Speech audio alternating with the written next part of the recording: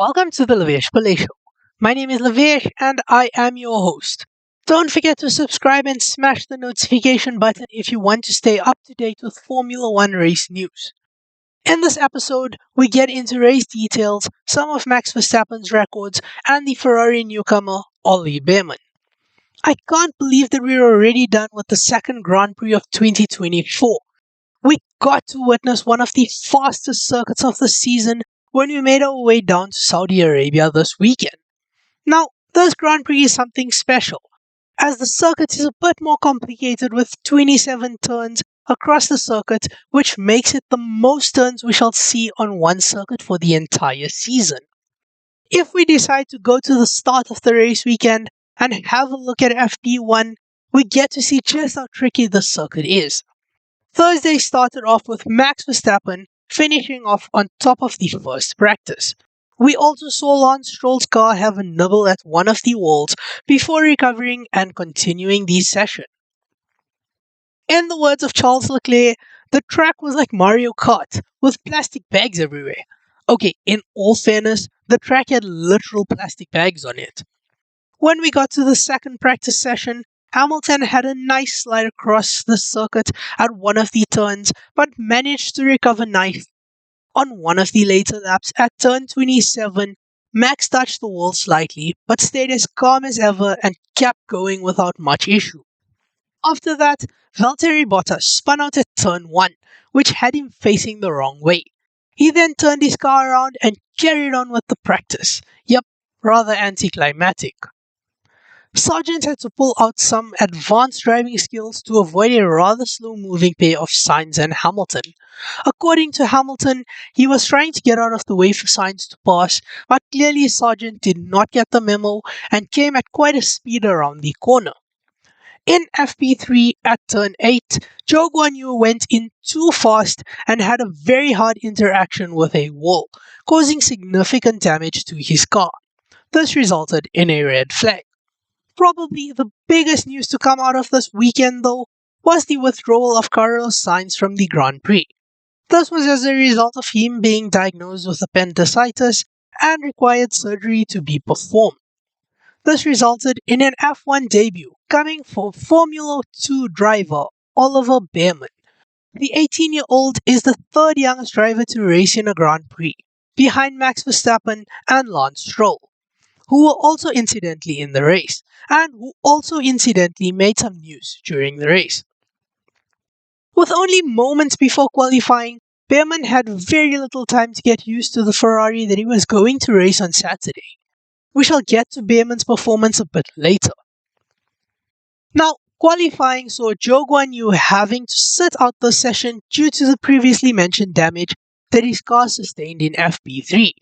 The team's race engineers raced to try and get the car race ready before this, but were unfortunately not able to do so. This meant that Zhou would start the race at the bottom of the pack. During Q2, Nico Hülkenberg reported a problem that caused him to pull over on the side and retire from the session. Now, to the main part of the weekend, let's get into what happened on race day. During the formation lap, Pierre Gasly reported a problem on his Alpine, which seemed to be a gearbox problem, but managed to change gears after a bit and finish the formation lap. Just as the race started, however, during lap 1, Gasly requested to pull into the pits as he was experiencing the problem again. This saw him retire from the race as the problem was larger than expected and could not be rectified. During lap 7, Lance Stroll nibbed on his front left wheel on a wall, which saw him crash into a different wall and retire from the race. When asked if he can bring the car back, he responded with, "No, I'm in the fucking wall." This also resulted in a yellow flag and safety car due to the debris left over. The yellow flag allowed teams to pit without losing time and switch over from medium tires to hards. Now, at this point, we saw 2 retirements already and thought, geez, we're gonna be in for a lot more retirements. Sergio Perez was hit with a 5-second penalty for an unsafe release during this pit stop, which saw him almost crash into Fernando Alonso. Lando Norris, who did not pit made his way up to first position before the race restarted, a position which he held for a few more laps before our beloved Max passed him. Haas had a slight scare in lap 13 after Kevin Magnussen suspected that he had floor damage, but he still managed to keep racing.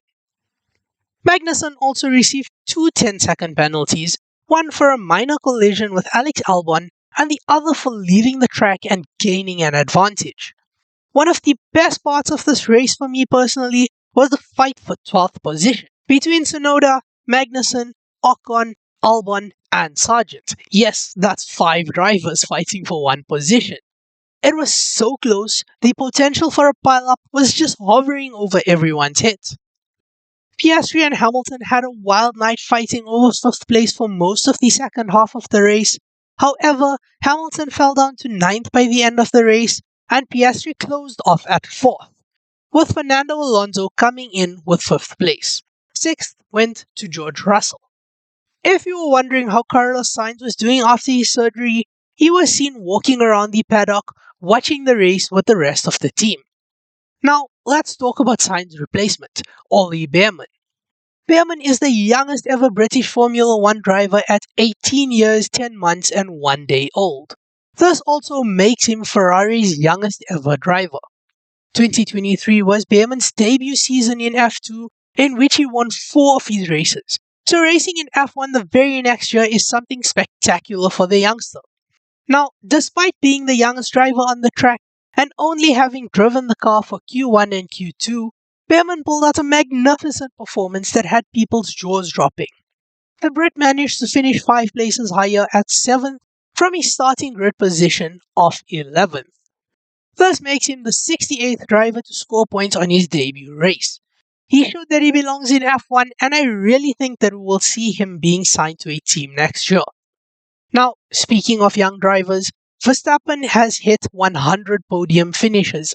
Yes, a full century, after his 9th consecutive victory. This makes him one of only 7 drivers to achieve this. Max has also now led the Drivers' Championship for a longer percentage of his career than the legendary Ayrton Senna. He will also go into the Australian Grand Prix, having not retired from a race in the past 2 years.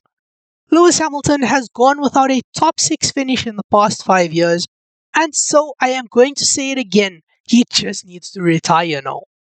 This race saw 4 British drivers finish with points, the first time this has happened since 1968.